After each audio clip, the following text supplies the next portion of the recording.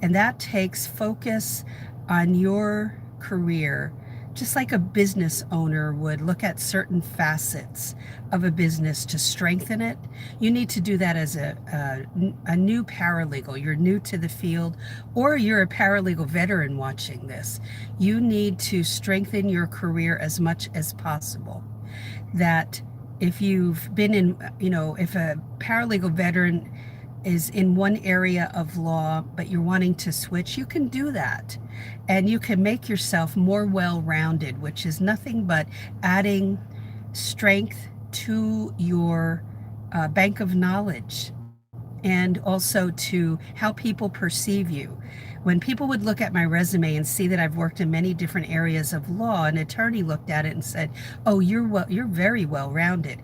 I had never thought of it that way. I knew I had seen and done a lot, but that was an amazing comment, and I saw value. I saw the value that I had given my career, um, and I was happy. I felt good about that. So I want that for you too. Look at your career as a business and that you own it. Okay, the law firm doesn't own you, doesn't own your career. You own it. You orchestrate what you want to do with it. Okay, so let's go over some things. I'm going to quote something to you. Excuse me, I'm going to take a drink. You'll be amazed at who this quote is from. This gentleman says, "Your profession is not what brings home your paycheck. Your profession is what you were put on earth to do with such passion and such intensity that it becomes spiritual in calling." I was floored when I saw who wrote this, but then when I, looked at what this man did in his life, then I'm not so surprised. But it was from Vincent van Gogh, the great impressionistic painter. So had a very passionate life, very dramatic life, and he sought to use his gifts. So here's something to think about. Your greatest potential can only be experienced when you tap into your strengths to meet the challenges and opportunities before you. So working in the paralegal field will take every ounce of strength and fortitude that you have, and belief in yourself. Did I believe in myself when I started out? No. But I believed in my base skills that I had. I had just closed a little business that I was running. It was a plant nursery, and I ran it for 4 years. I'd run a restaurant in the past, owned a restaurant, grew up in a food business, but was it my business? No, it was my grandparents and an aunt and uncle that owned a separate food business. It wasn't my business. I didn't work in it every day, but I was around it, and I saw the hard work and the long hours that went into it. So when I look at those people and what it took for them to succeed, it took consistency, it took dedication, and it took learning new skills that they didn't have before. My uncle, who started a deli business, actually worked in a factory for years and saved up enough money to start this business. And I'm sure he did not enjoy factory work, but he made friendships through there. And he had faith in his abilities and the faith that he would learn how to develop additional skills that he didn't have. And that's what we face in the legal field. I didn't have all the skills I needed when I started. So I had to sit down and go, what skills do I have? And in my book, Legal Break-In, I talk about the base skills. By the way, go to my website, paralegalcoffeetalk.com, and look up at the top of the website and make sure you get the free chapter of my book. Okay, it will help you. That chapter will help you. And also, what else is on there? Oh, I want you to have this. There's a complimentary list called 19 alternatives are not just in government agencies and private law firms. Paralegals are all over the place in different companies. So I want you to know that once you do, you might land your first job with a law firm, but that you're not limited to just working in law firms. So once you have experience under your belt, I'll say what we say in the Northeast, where I'm originally from: the world will be your oyster as long as you keep working hard on your career, okay? And adding to your skill sets. All right, so number one, manage your career like a business. Keep improving yourself. Keep learning new things. What should I learn, Leslie? Well, one of the things is, what area of law do you want to work in? And then what do paralegals do in that area or areas of law? Google's your BFF. Use it. All right, so you cannot rely on one company to keep you employed for years and years and years. Those days are gone. Law firms, they dissolve. Partnerships dissolve. Your attorney may leave to work somewhere else out of state or for a different law firm, and they don't need you where she or he is going. That has happened to me 3 times, that they already had somebody in place. It's not that they didn't want me. Another time I was offered a job, but I didn't want to go where the attorney was going. It was a government agency, and I wasn't interested in the type of law she would be working in. It was too one-dimensional for me, and I needed variety. I knew myself well enough. It's like, what do you need personally? What do you need in your everyday work life? You'll discover that as you are in the field and you learn about yourself, okay, as well. So treat this career not like a 9-to-5er, and all I want is a paycheck, Leslie. I want you to manage it like you're running a business, that you are bringing something very valuable to the table as your own little business, and that when you develop those skills and then you get experience under your belt, you don't need to feel trapped or stuck, okay? That's my greatest wish for you. All right, number 2, be known for something. What does that mean? Are you a good organizer? Are you a wonderful proofreader? Are you a problem solver? Those are the top skills for a paralegal. If not, then the question is, why are you interested in this field? And are you being drawn to the field yourself?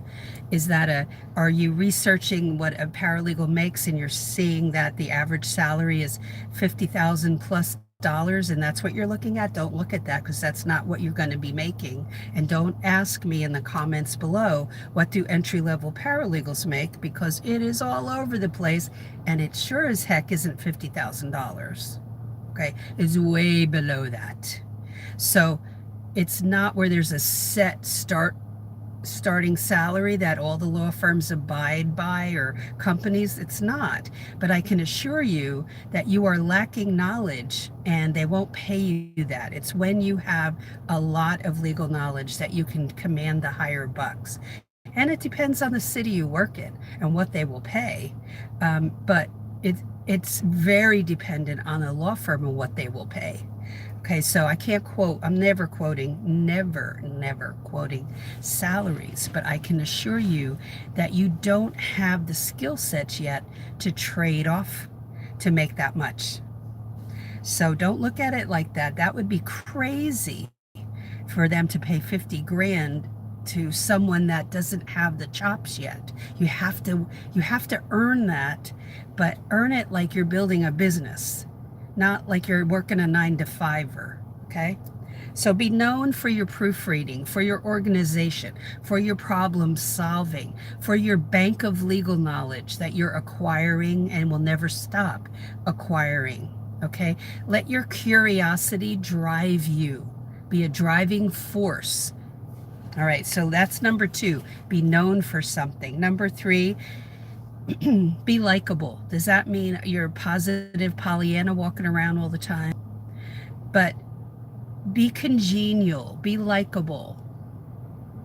You know, I'm from a hard-nosed area of this country, namely New Jersey. And we can be snarky, we can cut to the chase, but we also um, are kind, and that's what had to come out. Not snarkiness first, but you're still in working for someone else, and so they call the shots as far as what they will put up with and what they won't. Be likable. Don't come in with some snarky, sarcastic attitude. Knowing it all, that's not an option when you're starting out, and acting like you know it all. So build bridges, don't burn them down. Build those bridges with your fellow coworkers and with the attorneys as much as possible. Okay? All right, number 4, have a network. You never know where your opportunities are going to arise. And it could be that you're in the first law firm and there might be a seasoned veteran paralegal there. Build bridges, be nice, build bridges. It might be that you and the paralegal, if there's one there, or an office manager, go out to lunch. Build those bridges, or you bring lunch in. Maybe you pay for some type of lunch for the two of you, or you bring in pizza, or you bring in, you baked cookies over the weekend, or you did something. I used to bring in bagels to work and cream cheese. I would bring in special things like that, or a vegetable tray for lunch, or for things, healthy things for people to snack on. I would do that too. And so it's not that I did it every week. I did not. It's just once in a while I would do that. So you're building those bridges, and then when you move to your next law firm, your second law firm, if it's great if you find you're in a fix, you need somebody to help you. It's great if you have built those bridges at the first law firm that you can call and say, I don't know how to do XYZ, can you help? Very important to do that. All right, so the last one is number 5. Be open to going to where your greatest opportunities are. It may not be that you will be staying at your first law firm, or you may be there for 5 years or more. I can't guess that. I can't predict that. I hope that for you. I hope that that's a happy place. But if you're starting out in a low salary, they're not going to all of a sudden give you a $10,000 raise, or even $5,000, or even $2,000. Okay? They might give you a 2% or 1% raise. And if you're starting off low and now it's 2 years later and you have all this experience and knowledge and you feel very confident, much more confident than day one, now you have to look at, well, what other opportunities are there for me? I want you to be open to that. Yes, that's scary to move, but I was driving 40 miles one way to my first job in a used car, and I worried about that car breaking down. It was very used and a gas guzzler, and I needed to get something more economical regarding gas, and I needed a newer car, but I couldn't do that in the first job or even the second. It was really when I was in the third job that I bought a new car, and I was able to buy that. And yes, I was making car payments, but I was able to handle those car payments because I was making more money. So go where the opportunities arise. Work in an area of law that you love, that you discover. I didn't know what area I liked. I didn't know anything about the legal field when I entered it. I learned very quickly. I worked trials right away. I learned that I liked preparing for trial. But the area of law I was in, I felt it was boring. And personal injury was much more, I don't know, I became passionate about that. And I worked in other areas beyond that, in business litigation, preparing for trial for that, or maybe not going to trial, but settling outside it. Give yourself that opportunity. Don't turn those opportunities down when they appear. It might be the perfect job for you. Don't be afraid to move and up your salary when you move. Don't move for the same salary. Up that salary. That's your time to give yourself more money because you have more to offer after you've worked in the field for 1 or 2 years, right? So, last point here is set up a profile on LinkedIn if you have not done that already, and start to just add to skill sets there so that that's something you're building that makes your mind work as to what you have to offer, and you can brainstorm and put that info there. Don't worry, a lot of people aren't going to really take notice yet of that, but just start to build it and go from there. Okay, and see what other paralegals are putting in their profiles that are on LinkedIn. Go search those and see what they say about themselves. And then as you add those skills, you can strengthen your profile. It's a professional social network, but it's not really social. It's more of a professional network on LinkedIn. But it's very powerful, and you never know what opportunities may arise. Okay, so have a great day today. Thanks for being here. Any questions or comments, post them below. Okay, I don't coach people through email. So if you go to my website, be aware of that if you contact me, I don't coach you through email. I answer questions here, and love doing that for you. And go to the website, paralegalcoffeetalk.com, and get the 2 complimentary items, the 19 alternative paralegal careers list and the free chapter of my book, Legal Break-In. And that book's on Amazon as well, but you'll see that on the website. There's a goals journal there as well that's complimentary, and the new course, not new course, but the next launch of the course will be in January, but I don't have a start date yet or the cost of the course. There'll be information about that, I would say end of this month to beginning of November. Okay, so have a great one today. Thank you so much for being here with me live. I really appreciate you for hanging out with me. And remember, the comments section is there for you to pick my brain, ask questions. And if you have suggestions for different videos, but please watch all the videos that are here, because probably, I would venture to say, a lot of your questions have already been answered. Use the search area here, the little magnifying glass on my channel, to look for specific